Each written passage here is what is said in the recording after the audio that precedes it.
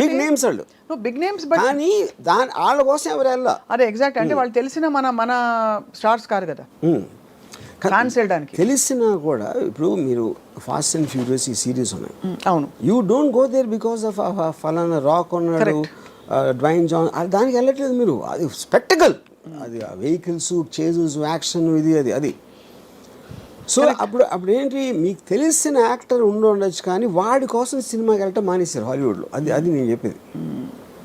You know, so true, yes. So ఇవన్నీ I honestly believe Raj Kumar లేకపోయినా కూడా ఈ సినిమా ఇంతే ఆడుతుంది. ఆ ట్రైలర్ బట్టి, దాన్ని బట్టి రాజ్ కుమార్ బదులు ఆ రేంజ్లోనే ఏ యాక్టర్ ఉన్నా కూడా మోరల్లెస్. అదే మీరు ప్రభాస్ ఉన్న సినిమాలో మీరు ఎవరినో పెడితే ఆడకపోవచ్చు, అది నేను చెప్పేది. అది ఎందుకంటే దాని డిజైన్ కూడా వేరే ఉంటుంది. అవునవును, అందుకే ఆటిట్యూడ్ అసలు ఆ మోడల్ మారిందా అని అడిగింది కారణం అదే.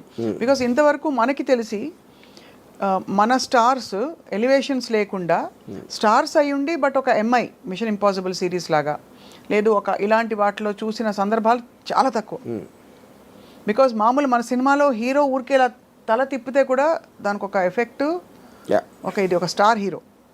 అలాంటిది showing them like normal people వచ్చింది అలాంటి సినిమా. అసలు ఒక రుద్రమైన నాకు గుర్తుంది, చిరంజీవి గారు నార్మల్గా మెగా స్టార్ అయ్యింది. డెఫినెట్గా ఐ ఫీల్, అంటే ఇప్పుడు బాలచంద్ర గారు ఉన్నారు, అఫ్ కోర్స్ బాలచంద్ర గారు ఈ టైంలో తీయలేరు అలాంటి పెద్ద యాక్టర్స్ తోటి.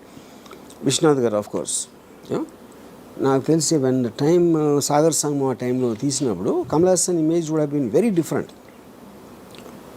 అప్పుడు వచ్చిన కమల్ హాసన్ ఫిలిమ్స్కి సాగర్ సంగమంకి ఏమి ఏదో ఉండదు.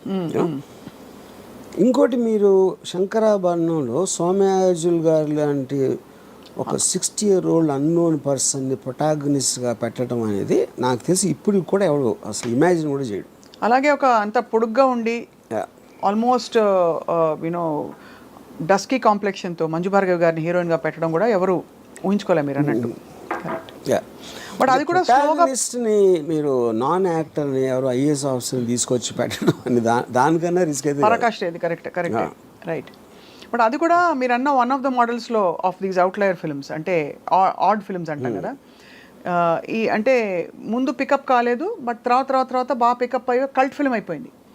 ఇదేమో స్త్రీ 2 ఏమో పికప్ అవుతుందో లేదో తెలియదు, బట్ ఫస్ట్ డేనే ఎంత బ్లాక్ బస్టర్, ఇంకా దాని గురించి ఏం మాట్లాడక్కర్లేదు అంతే. అంటే అలా ఉంది దాని మీరు చెప్తున్న కనెక్షన్. ఇంకోటి ఏమైంది, నిన్న దాంతో రిలీజ్ అయిన అక్షయ్ కుమార్ సినిమాకి 5 కోట్లు వచ్చింది. 54 కోట్లు రాజ్ కుమార్ సినిమాకి వస్తే 5 కోట్లు అక్షయ్ కుమార్ సినిమాకి వచ్చింది. 5.5 కోట్లు అంతా జాన్ అబ్రహం సినిమాకి వచ్చింది అదే రోజు.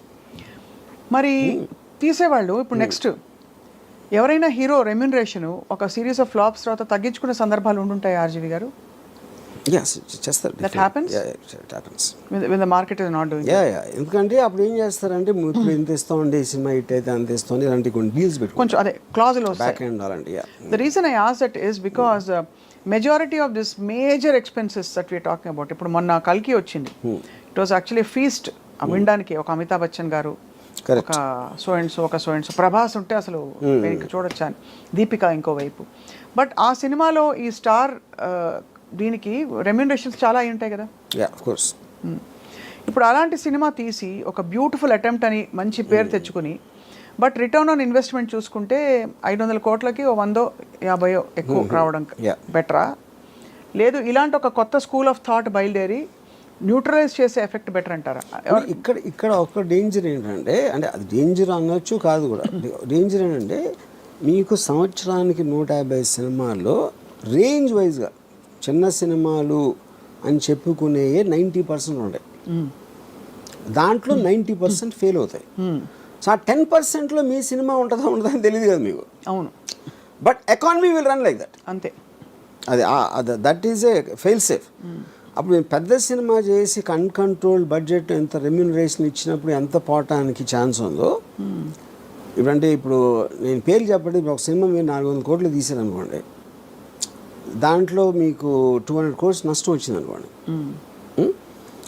ఇప్పుడు మీరు దీని బేసిస్లో 10 కోట్లు 15 కోట్లు సినిమా తీస్తే ఎంత పోయినా కూడా మీకు 10-15 పోతుంది, ఇక్కడలాగా 200 పోదు. అంతే కదా. అంతే కానీ రిస్క్ ఇస్ లెస్ అంటే ఎక్కువ. బట్ కొడితే జాక్ పాట్ కొడితే ఇంకా తిరుగుంటుంది అది.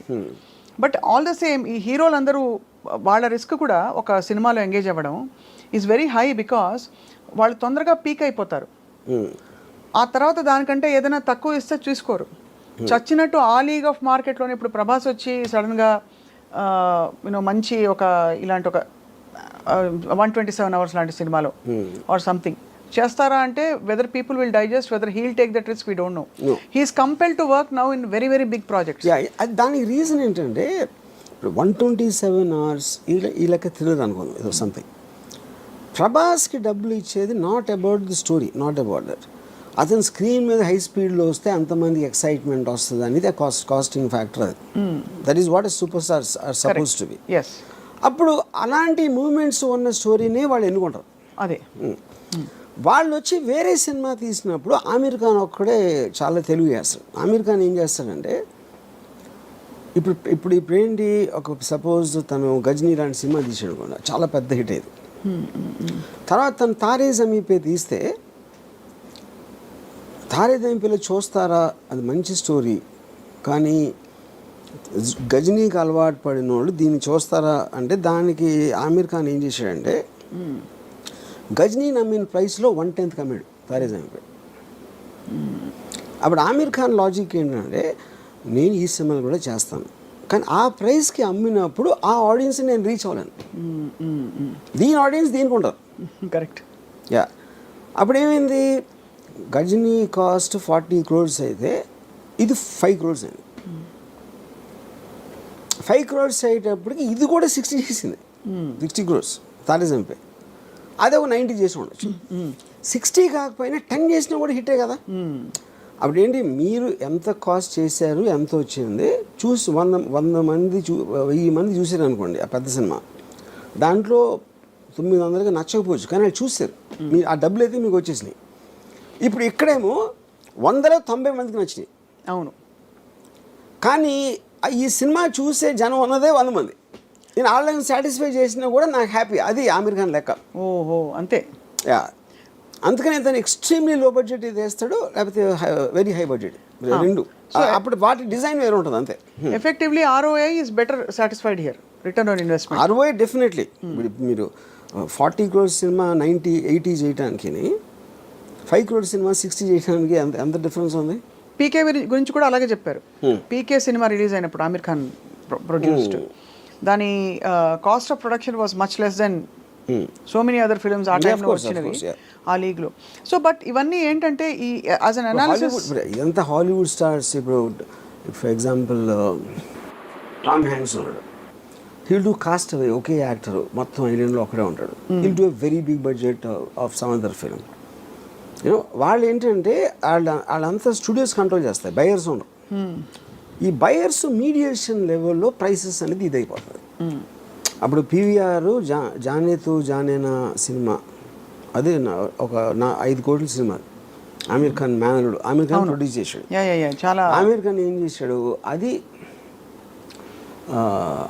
వాళ్ళు 35 crores ఆఫర్ ఇచ్చారు కొనడానికి.